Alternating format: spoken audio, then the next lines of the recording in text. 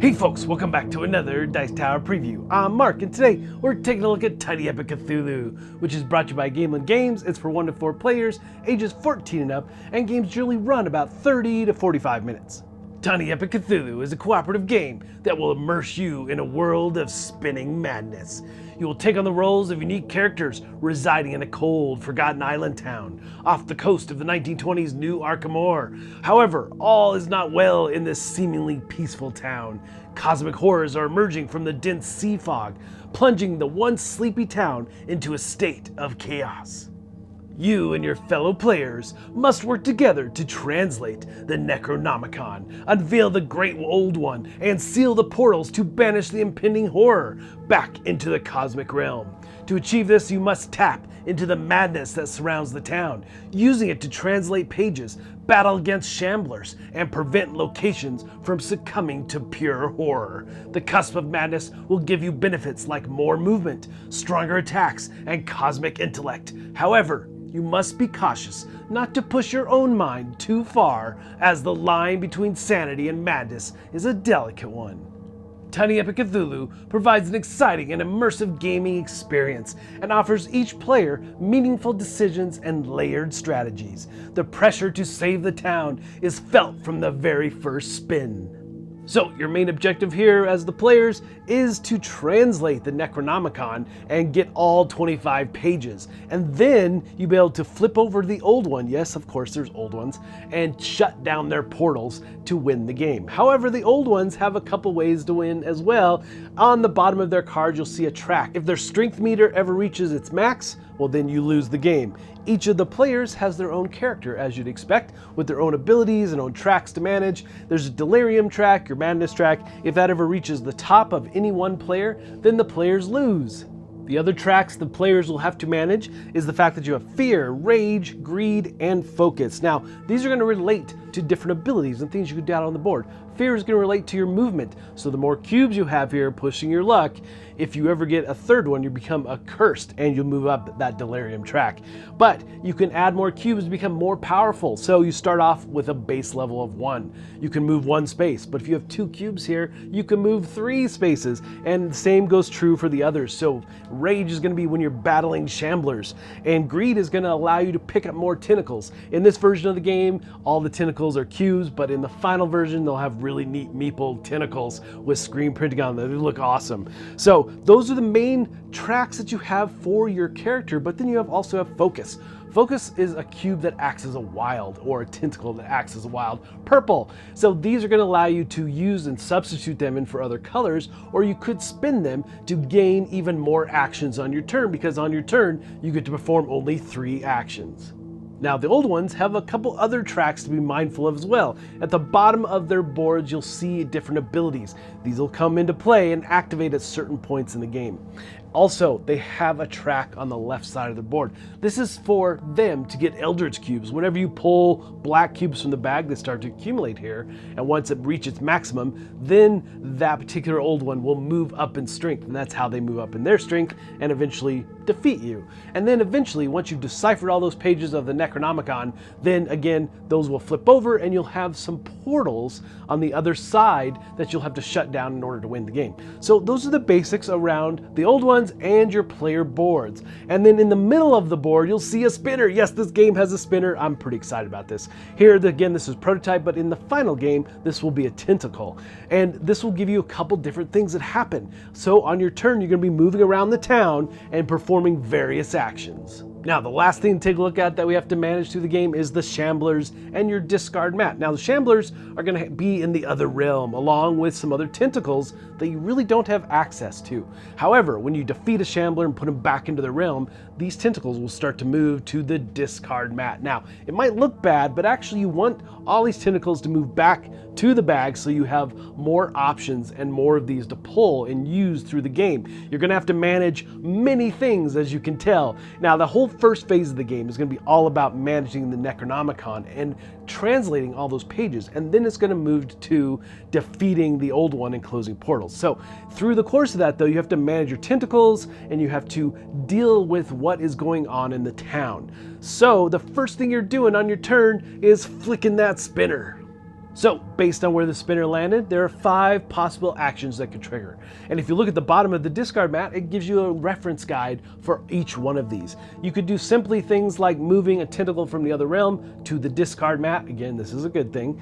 Or you might get another focused tentacle, moving it to the discard mat. There is a general supply out on the table, so when you use these tentacles, they don't actually move anywhere but there, and that's how you get them back in the bag and to the discard mat, because there are abilities, town abilities, that allow you to take tokens or tentacles from there. So lots of reasons to manage all these things for sure. Or you might simply trigger one of the abilities of the old one. Again, all of these are going to be bad. Based on the color, it'll show you which one of these get activated, and it's not a good thing.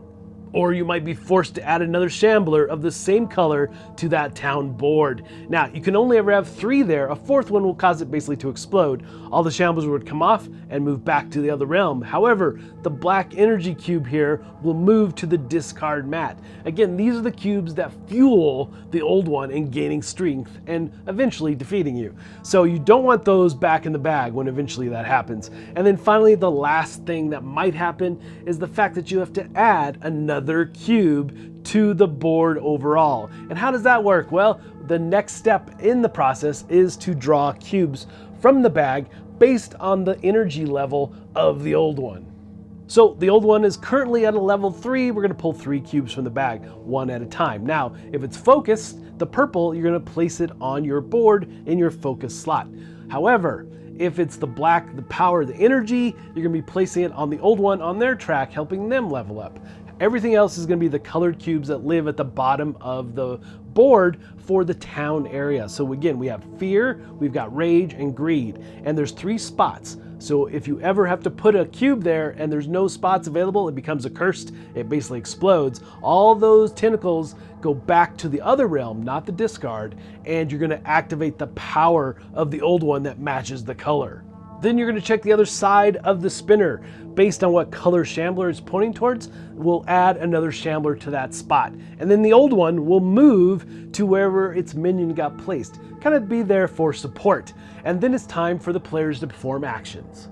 So your basic actions here are move, battle shamblers, and pick up cubes or tentacles. So again, those are all based on fear for movement. You have the rage for battling shamblers, and you have the greed for picking up tentacles that are in a town area. Now you also can activate a town's ability on those particular spots that you happen to land on. Now, what's crucial about moving and why you definitely want to level yourself up here, getting blue cubes or tentacles in order to move even further, is that when you move to a spot or through a spot, you get to flip over these cards.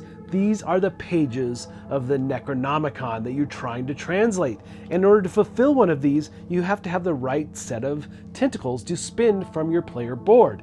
And in doing so, then you'll place the markers on the Necronomicon showing that you've completed those pages. And once you have a row and column complete, then you get to take these focus cubes off and put them into the discard mat for later use when they get put back into the bag.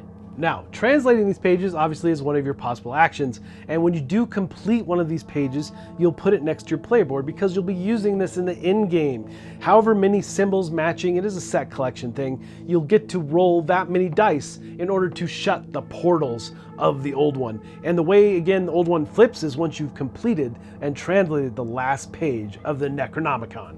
Or you might simply choose to pick up tentacles. Using your greed ability will determine how many of those you get to pick up and put onto your player board. Or you might choose to battle a shambler. For every shambler on the board, you're going to be rolling dice. Whatever the highest value, that's the number you're going to have to use, and you're going to have to spend tentacles of the color and number in order to defeat them and move the top one to the otherworldly realm. Now, once you do, based on your rage level, will determine how many cubes you get to move from that board to the discard board. So it is key also to have your rage at a nice level in order to continue that flow of cubes or tentacles and get them back into the bag eventually. And again, like I said before, the way that happens is the fact that when the old ones level up their power level, then all those cubes from the discard mat move back to that bag. So having black cubes there is not good, but having focused purple ones there is very good, as well as the others, because again, they help you level up as well. And also, as you gain delirium in this game, it is another push your luck element. It will give you the chance to re-roll dice. Now again, once you've deciphered all the pages of the Necronomicon, you'll flip the old one over and you'll have to defeat the different portals on their board. And based on the old one, it will determine the difficulty level here, but you're going to be rolling dice trying to defeat them and close those.